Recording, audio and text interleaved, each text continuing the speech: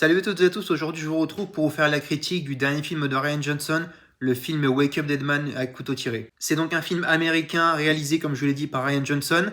Il s'agit du troisième film de la série dans lequel Daniel Craig incarne le détective privé Benoît Blanc, après les films à couteau tiré sortis en 2019 déjà, et Glass Onion sorti en 2022, sachant que le premier était vraiment sympa et le second je l'avais trouvé excellent. Le réalisateur avoue avoir eu Agatha Christie comme influence majeure pour créer ce film.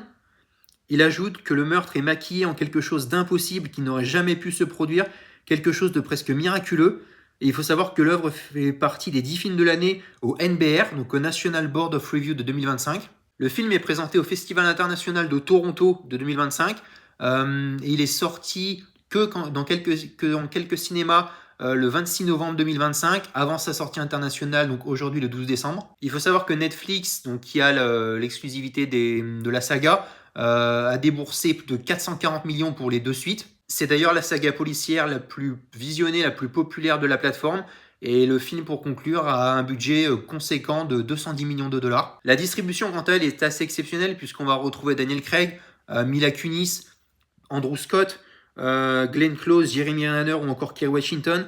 D'ailleurs, cette dernière, elle confie dans une interview à quel point tous ont constamment ri sur le tournage, qu'il y avait une ambiance exceptionnelle et que tous étaient terriblement pas professionnels, ce sont ces termes. Les journaux qualifient ce film de réussite avec des notations allant de 4 à 5 étoiles pour des journaux prestigieux comme le Times, le Guardian ou encore le Telegraph. Donc maintenant, je vais m'axer plus sur l'histoire du film. Donc on comprend tout de suite qu'il y a un meurtre. Comme on voit la personnalité et le caractère du prêtre Jude Duplantis également, il va donc être envoyé dans une petite église. On va faire la connaissance de Monseigneur Jefferson, donc Josh Brolin, qui est très direct, qui est très brut, qui est très cru. Le prêtre va en apprendre plus sur l'histoire de la paroisse et sur l'histoire de la famille de Weeks, qui va être un point très, très utile et très en lien avec la fin du film. Plus précisément sur la personne qui est nommée la traînée de Satan, qui était en faire la mère de Monseigneur Jefferson Weeks. Les habitués de l'église vont alors être représentés. Donc il y a par exemple un écrivain, une ancienne violoncelliste, un médecin ou encore une avocate. C'est ainsi donc ils sont nommés le noyau dur de l'église. Chaque personnage a son historique. Le charisme de Josh Brolin en prêtre est assez remarquable. L'intelligence et la placidité de Josh O'Connor en tant que donc, le prêtre également est-elle véritablement brillante. Une petite guerre va naître entre les deux personnages, très courte, puisque Weeks va mourir le jour du vendredi saint avec une arme du crime assez originale et saisissante. La chef de la police, Geraldine Scott, va alors enquêter. Benoît Blanc va faire juste après son apparition. Et donc tous les deux, avec le prêtre Jude, ils vont enquêter, essayer de trouver qui a éliminé le prêtre. Car il le dit lui-même, Benoît Blanc, pour lui, c'est un jeu d'échecs. Ces énigmes, ces enquêtes qui se servent de la littérature et d'anciens livres pour avancer. On apprend que la vraie menace vient toujours de l'intérieur. Malgré sa défense, le prêtre Jude reste un suspect. Numéro on ne sait pas, mais il reste un suspect. Il est dans la ligne de mire de la chef de la police. On apprend également que Cy est le fils de Jefferson White et qu'il voulait récupérer son héritage par la suite. Et un passage très intéressant, c'est avant sa dernière messe, Weeks s'est fait beaucoup d'ennemis au sein de son noyau dur, puisqu'il a fortement critiqué et il s'en est pris à tous pas ses partisans, mais à tous les membres du groupe. Il les a traités de brebis galeuses. Donc on découvre que chacun avait du coup plus ou moins une raison de l'éliminer. Maintenant, on va être un peu plus tard dans le film. On voit que Winks a mystérieusement et inexplicablement ressuscité. Tout du moins, c'est ce qu'on croit. La scène dans la baignoire avec Nate et donc l'acide est à la fois surprenante et originale.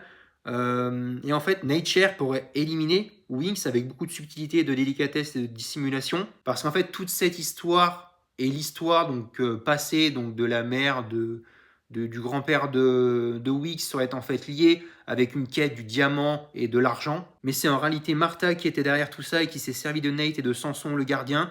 Elle s'est donc débarrassée de Nate qui voulait la trahir et se suicide dans les bras des prêtres à la fin. Le film se conclut avec le reste du troupeau qui refait leur propre vie chacun de leur côté et avec Jude qui reprend du coup la direction de l'église avec le diamant. Ce film, c'est donc un huis clos policier qui peut nous faire penser à d'autres films.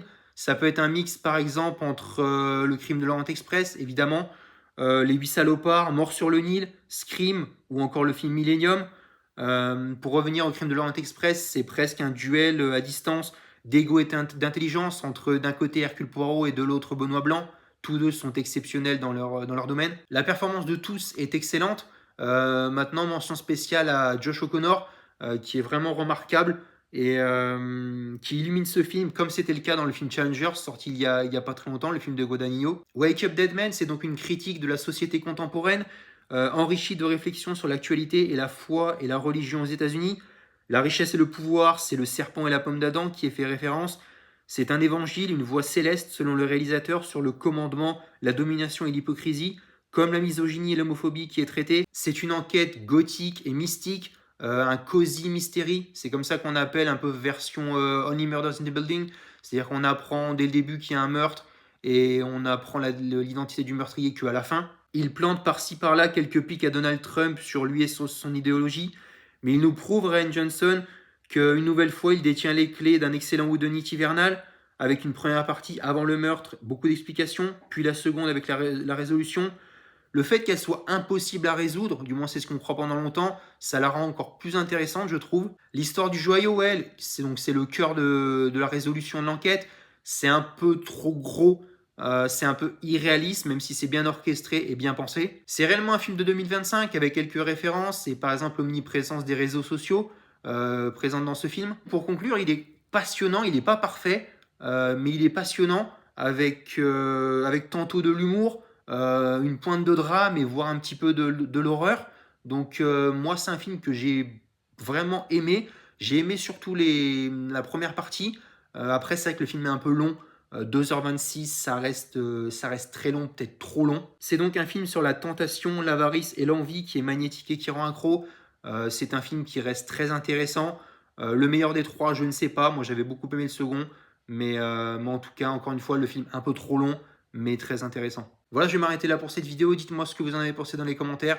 Et moi, je vous dis à bientôt pour une prochaine vidéo.